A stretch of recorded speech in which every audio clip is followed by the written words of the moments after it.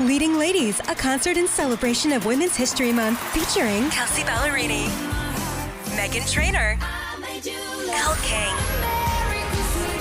Christina Perry.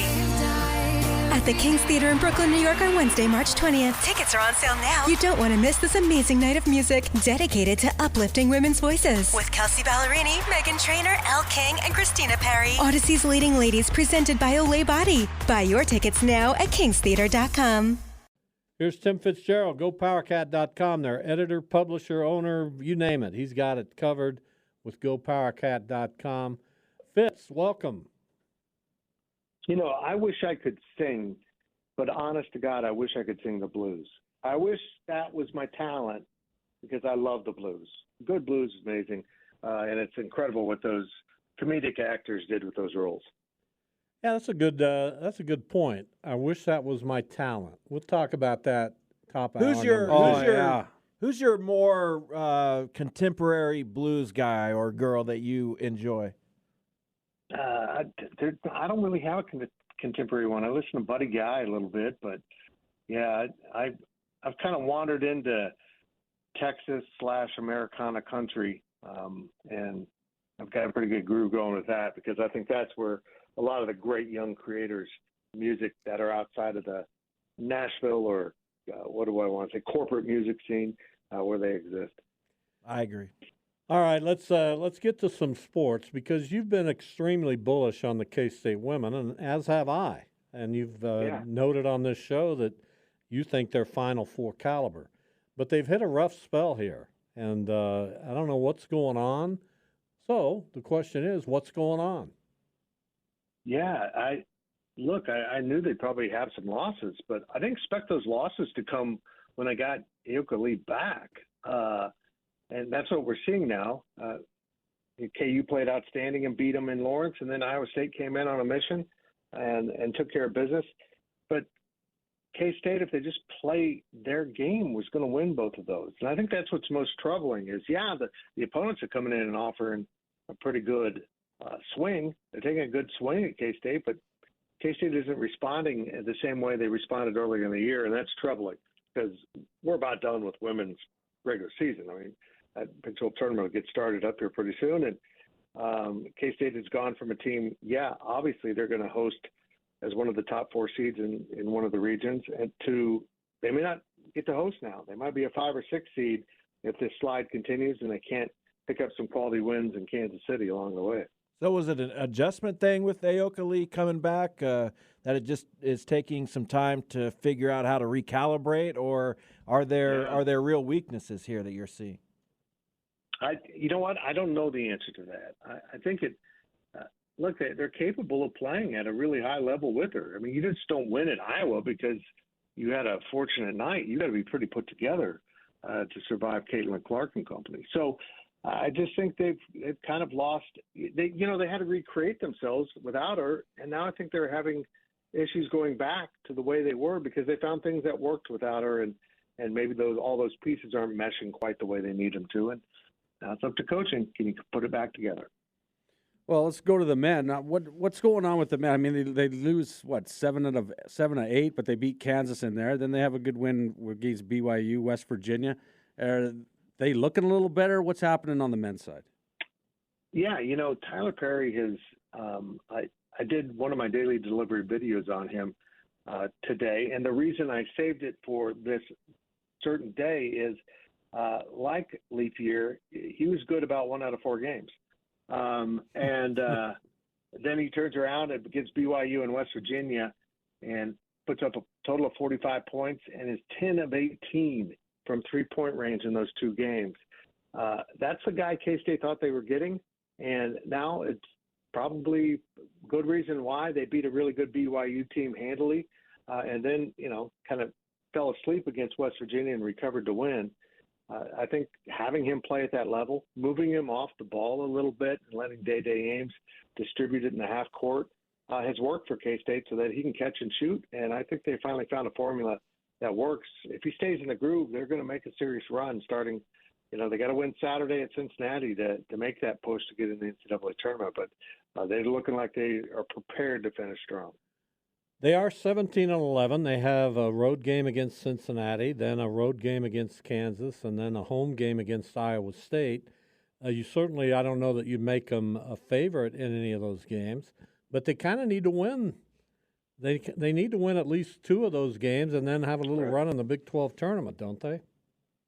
I think they need to win 3 games. And, if those 3 are sweeping these 3, you just made a hell of a statement and finished 10-8 in the conference, which one wins. So I don't see that happening. And, in fact, I think winning at KU, which is always a slim chance for K-State based on historical odds, I don't think BYU did K-State any favors by pulling off that win. I think that team will be even more motivated than typically for a senior night event. So I think they probably have to win at least 1 in Kansas City. And the good news is if you're in that 7 to 10 seeding of this bracket, you're going to play someone else in that group. So 7's going to play 10 in that second round, and 8 will play 9 in the second round. So it's a team that will be very comparable and a team that carries some value in terms of resume. So if you get those 3 wins, I think you're in. A 20-win Big 12 team not getting in the tournament with the overall conference strength seems kind of unfathomable. We had Jerry Palm on the show last week or so, and I was asking him kind of if the math and metrics and all these things that are looked at by those bracketologists make it even more messy, and I just have to feel like it does, because how do you judge a Big 12 where BYU beats Kansas, loses to K-State, loses to a lot of people, and no one can win on the road except BYU wins it. I mean, it's like it's nonstop, and I don't know how anyone can figure out who's apart from the pack in this league. I know. We were just talking about the metrics of the net and other things on another show, and it doesn't make sense that a team 2 spots below K-State, I'm talking about Cincinnati, is regarded as the much better team. We'll see how that impacts those kind of rankings and ratings if K-State can win in Cincinnati, because this is a Bearcat team that was pretty good earlier in the year, but they're sitting at 5 wins in the conference. And a lot of bracketologists still have them on the bubble or around the bubble, and it's just hard to see how that's even possible. Tim Fitzgerald, our guest, gopowercat.com. Before we let you go, I wanted to ask you about football, and I'm highly entertained by the banter now on Twitter or X or whatever you call it between K-State and KU fans. K-State now all over KU for paying Lance Leipold $7 million a year, which you have to do. I mean, this is the real world, folks. Are you entertained by it yet, or do you? No. I get it. It's not a really entertaining place to be, but it's just amazing to watch this rivalry really come back in football, because we haven't had that for a while. No.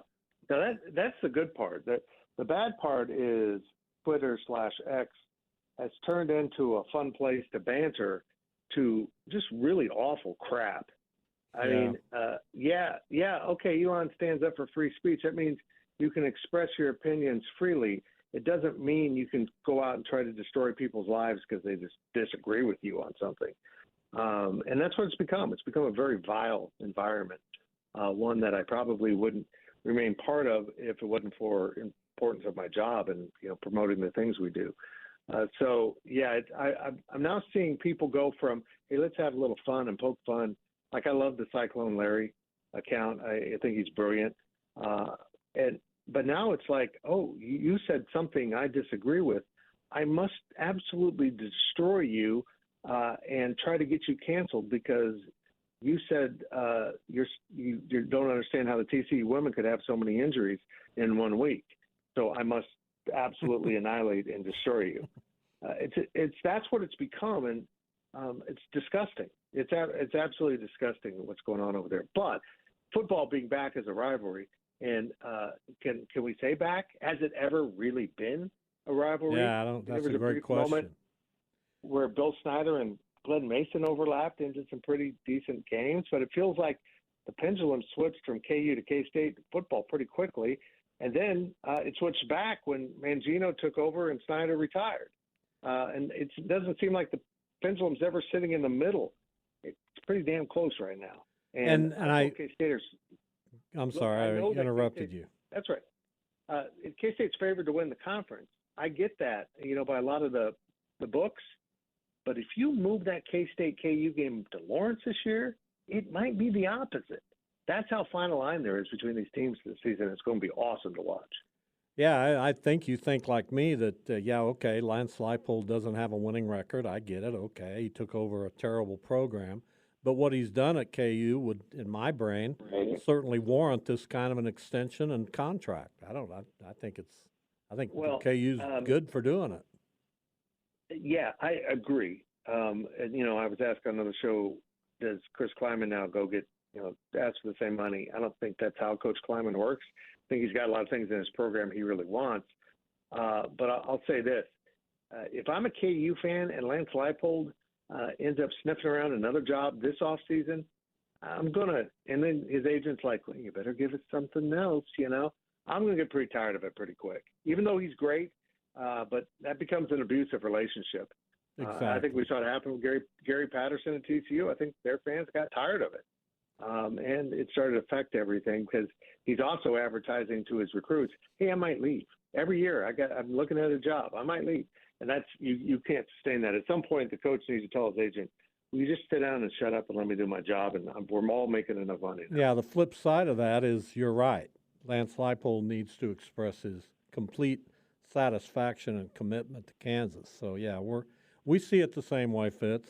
I'm sure that makes you happy. Yes, that'll make me sleep better tonight. I don't really care about your son's thoughts. There you go. Jason's thoughts are important to me. Well, I appreciate that, Fitz, and I couldn't agree more with what you just said. You'll have to decipher some of it, but he does agree. Yes, as long as you use small words, I can follow you. Yeah, it's fun. This new Big 12 is going to be a blast because we really don't know what we're getting into. Utah fans might be right. Maybe they're going to roll in here and kick everyone's ass. I suspect they're not right, but there's a good way to find out. Let's play a season of football, and that season is going to be a lot of fun. It will be fun. Thank you, Fitz. Your taste in music sucks, Fitz. Leading Ladies, a concert in celebration of Women's History Month featuring Kelsey Ballerini, Meghan Trainor, Elle King, Christina Perry.